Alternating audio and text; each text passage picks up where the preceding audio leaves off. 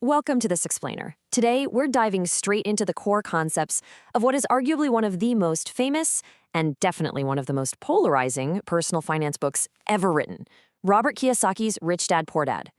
Look, whether you've read it a dozen times or you've just seen the quotes floating around online, we're going to break down exactly what it teaches and why it's caused such a massive stir over the years.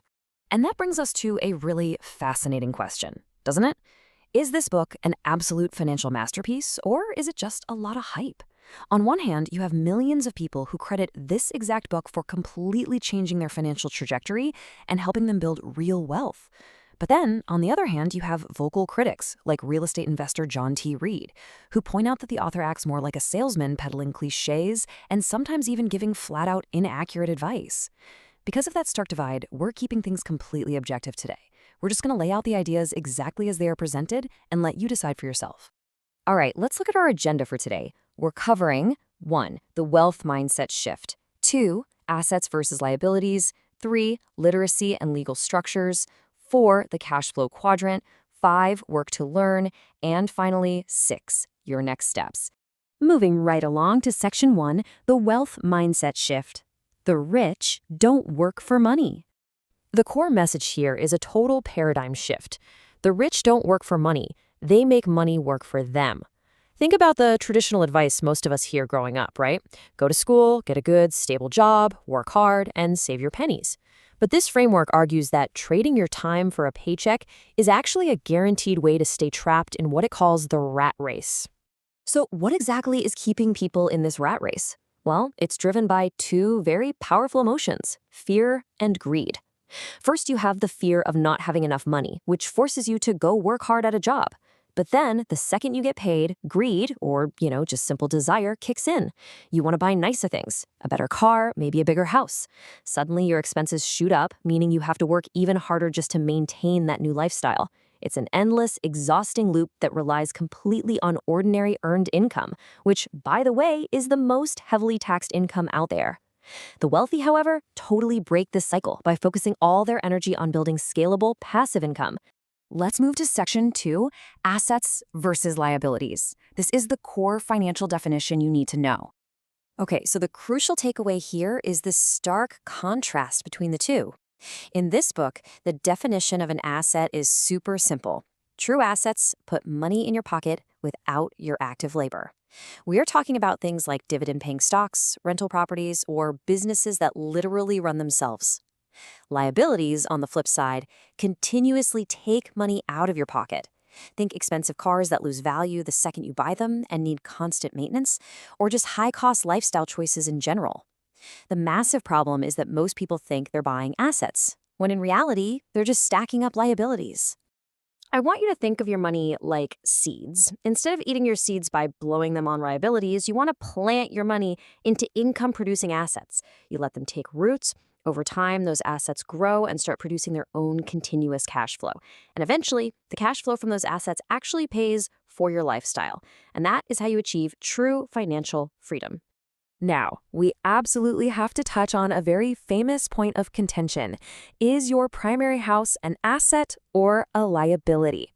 Critics are incredibly quick to point out that Kiyosaki controversially labels a primary house a liability. Why? Because every single month it is taking money out of your pocket. You got the mortgage, property taxes, insurance, upkeep, the whole shebang. Now, this directly contradicts standard accounting terminology, which lists your house as an asset. But in the psychological framework of this book, if it doesn't drop cash in your pocket every month, it's a liability. It's essentially a mental trick designed to keep you laser-focused on cash flow. On to Section 3, literacy and legal structures. The power of corporations. Just picture how the money actually flows here. For the middle class and your everyday employees, the formula is straightforward but brutal. You are heavily taxed on those earnings before the money even hits your bank account, and then you try to live on whatever is left over to spend. But the wealthy? They use the corporate approach. Corporations are legally structured so that they earn money, spend whatever they legally can on business expenses, and then, and only then, are they taxed on the remaining profit. It is a massive structural advantage, and it perfectly illustrates exactly why financial literacy is so vital. If you don't understand money, you'll always struggle with it. What this means is that financial literacy, Really grasping legal tax structures, basic accounting, and investing principles is vastly more important than simply earning a high salary. Look, you could make $200,000 a year, but if you don't know how to protect it from taxes or how to grow it, you're still going to end up broke. Let's dive into Section 4, the cash flow quadrant, shifting your income source. This is the famous cash flow quadrant. On the left side, we have E for employees, people who have a job, and S for the self-employed, people who essentially own a job. In both of these categories, you are actively trading your precious time for money. If you stop working, the money stops. Boom. But real financial freedom, that's found over on the right side. B is for business owners who own a system where other people do the work for them. And I is for investors, where your money is out there working around the clock for you.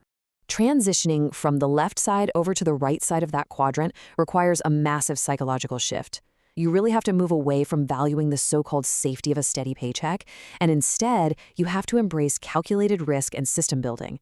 Once you're on the right side, you're paying significantly lower taxes on passive income, you're learning to utilize OPM, other people's money and their time, and you're building robust systems that operate completely fine without your constant physical presence.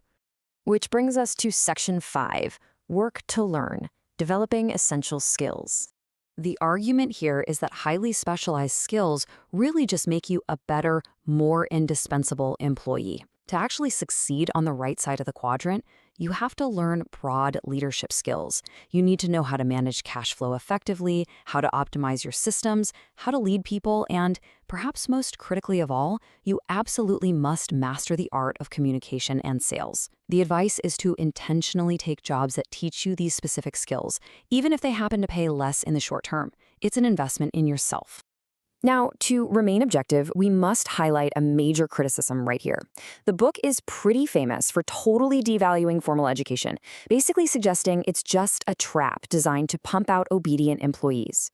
However, critics like John T. Reed push back hard on this. They provide hard data from the U.S. Bureau of Labor Statistics showing that higher education actually statistically and very heavily correlates with higher earnings and a significantly higher overall net worth. It's a very important counter-perspective to keep in mind when evaluating the author's clear disdain for traditional schooling. Finally, Section 6, your next steps. Let's wrap this up. Ultimately, as many critics rightly note, Rich Dad, Poor Dad is not a literal step-by-step financial map. It is not going to tell you exactly which mutual fund to buy or how to structure a specific real estate deal. But what it does do is successfully force a very powerful mindset shift regarding how we fundamentally understand and pursue wealth. It challenges you to focus relentlessly on acquiring true assets, minimizing your liabilities, and striving to shift your income streams over to the right side of that cash flow quadrant. So, I want to leave you with this final provocative thought to apply to your own financial journey. Are you going to continue to let fear and greed dictate your finances, just running forever on the treadmill of the rat race? Or will you actively choose your thoughts, educate yourself, and start building true income-producing assets? The choice of which quadrant you live your life in is entirely up to you. To continue building your financial literacy and uncovering more actionable mindset shifts from the world's best resources, be sure to hit subscribe to The Edge Library for our next comprehensive book summary. Keep learning, keep building those assets, and I'll catch you in the next explainer.